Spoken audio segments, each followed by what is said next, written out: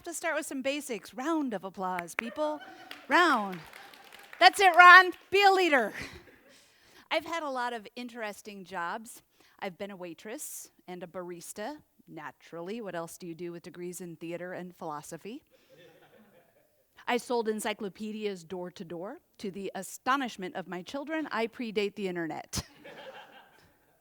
One of my favorite gigs, though, was being the storytime lady at Barnes & Noble. I thought it was great because it came with snacks.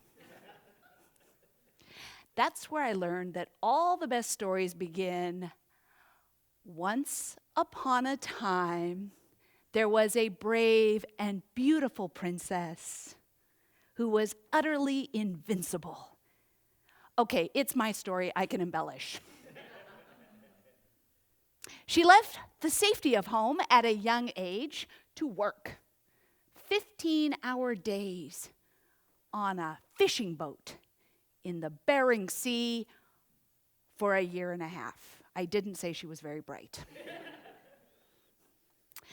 But born with a wanderlust spirit, our hardy princess schlepped a backpack on goal-driven adventures around the world, up mountain peaks and down ski slopes.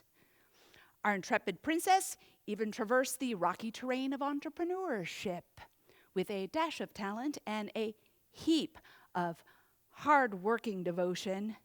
She led multiple teams of performers traveling thousands of miles performing children's theater at fairs, of all places.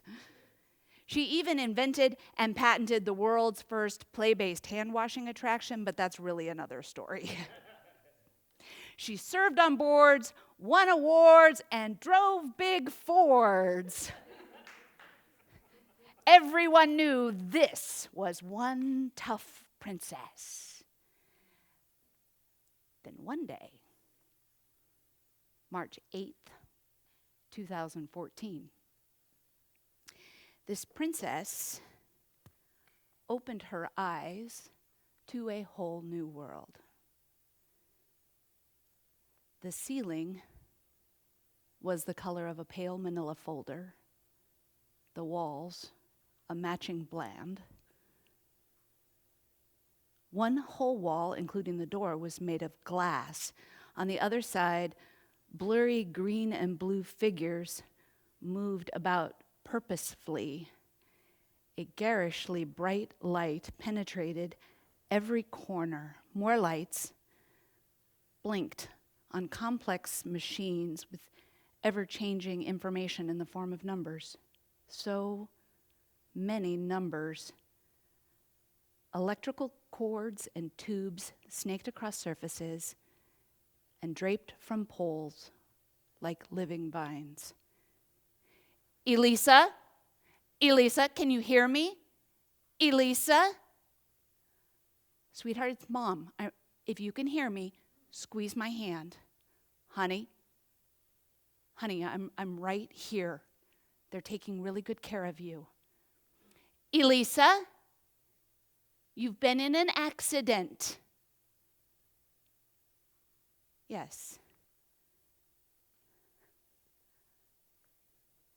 I've been in an accident. And I'm still alive. And this is really bad. Elisa, you're in a hospital in Wichita, Kansas. I'm in Kansas? Steve is here. Mom is here. How long have I been here? All right. Can I move? I can move my right foot. That's good. My left, I'm not so sure about my left. But I can move my right and my fingers so I'm not paralyzed. Elisa, you've been in an accident. You're in a hospital in Wichita, Kansas. They keep talking to me like I'm brain dead. I don't think I'm brain dead. March 1st. We'd made the way from Washington to Oklahoma on the way to Houston, Texas, driving a 3/4-ton diesel F-250, pulling a dual-axle 16-foot trailer. Thank you. 2 young women, employees, were in the truck, ready to become star performers in the cutest show on earth at the Houston Livestock Show and Rodeo. That's right, in case you are unfamiliar, that is the world's largest live entertainment and livestock exhibition. It's a really big deal. It was an exciting time, and we were tough road warriors. It had been snowing since east of Denver. During a fuel stop, I texted my husband to update him on the road conditions. I'm taking the wheel. Roads are icy. I'm sure we'll be fine, but better me in control if things go sideways. True, he said, but don't go sideways. Not planning to. Smiley face. 8 p.m. Central Time, just outside Blackwell, Oklahoma. My trailer hit a patch of black ice, and you guessed it, slid sideways. Despite all expert efforts to the contrary, we lodged jackknifed up against the center median of a 2-lane highway. My employees were watching me. I was watching the rearview mirrors. If you've spent a career like I have on the road, you learn to distinctly recognize the headlights of a semi. I knew we were going to be hit, and I made a split-second decision. Get out and run as fast as you can. Get out. Get out now and run as fast as you can. Like a captain with her ship, I was the last one out and the only one who didn't make it to safety. Ever have a really bad day? Yeah, maybe you've even said you felt like you were hit by a Mack truck. I was hit by a Volvo and an International and a large Toyota Sequoia SUV. That, my friends, is a really bad day.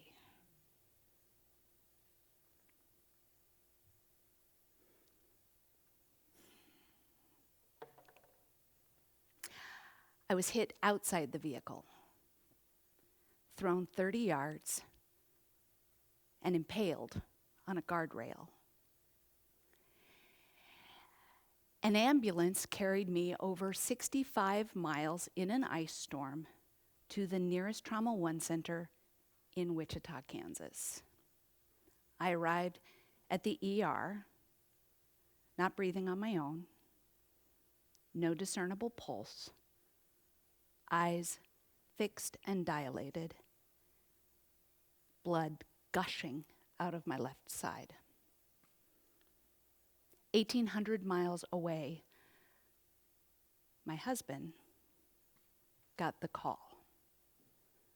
Before telling our kids, he went next door to my parents' house. I had just talked to my dad an hour before the accident. The charge nurse, Susan, talked to my family very kindly and candidly about the extent of my injuries and my odds. I had a less than 5% chance of survival.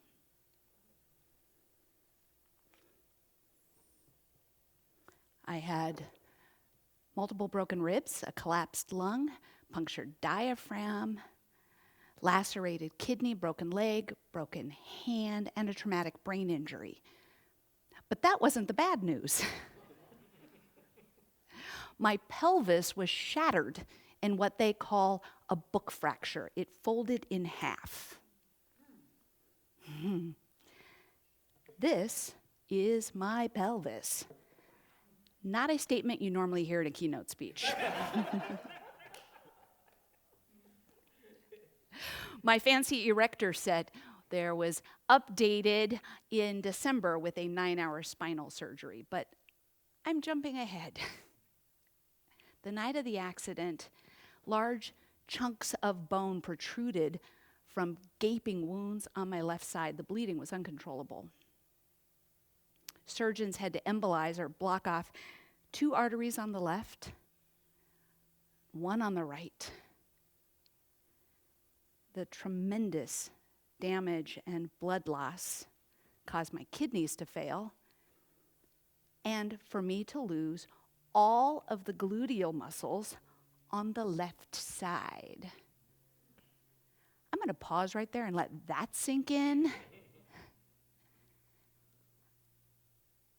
So the next time that you are feeling especially bummed out, pardon the pun, here's what I want you to do. Whether you think your backside is too soft, too saggy, or too big for a standard airline seat, I want you to pat that lovingly and say, I am so glad I have still got this. The surgeon told my husband I was unlikely to ever walk again. Proved him wrong. Thank you. I still use a wheelchair for anything more than a short saunter, but I call it a win. I spent 7 weeks in the ICU in Wichita with 14 surgeries in the first month. After 35 days, I could sit. After 49 days, on Good Friday, I was flown back to Seattle by medical Learjet. Not fancy, just fast. After 55 days,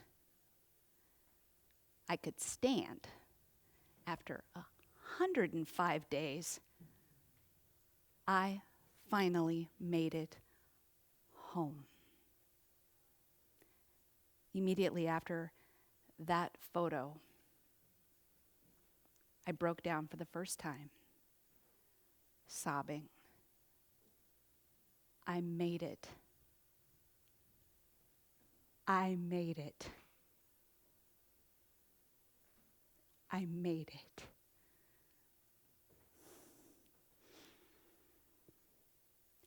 I was tough before the accident. I knew how to put my nose to that grindstone and not let up for 40 years, as my daddy says. I could endure hardship and power through pain like a champ. Tough Irish stock helps. What I didn't know was the importance of becoming semi-tough. What does that mean? Think of Skittles, a favorite candy of me and Marshawn Lynch. Tough on the outside, soft in the middle. You get the sweet with the sour. Semi-tough is fortitude with soul. Every day in the hospital, I looked at a picture of my 3 precious kids, Sarah, Alex, and Zach. And of course, my husband, Steve, who was with me every step of the way. And I knew I would do more than die for them. I would fight to live for them. In the words of survival researcher Lawrence Gonzalez, it isn't what's in your pack that separates the quick from the dead. It's not even what's in your mind. Corny as it may sound, it's what's in your heart. 14 months after the accident, I still struggle every day with ordinary tasks, and I'm awaiting a kidney transplant. But I'm still a princess, just now proudly semi-tough, and incredibly grateful that this story ends, she lived happily ever after.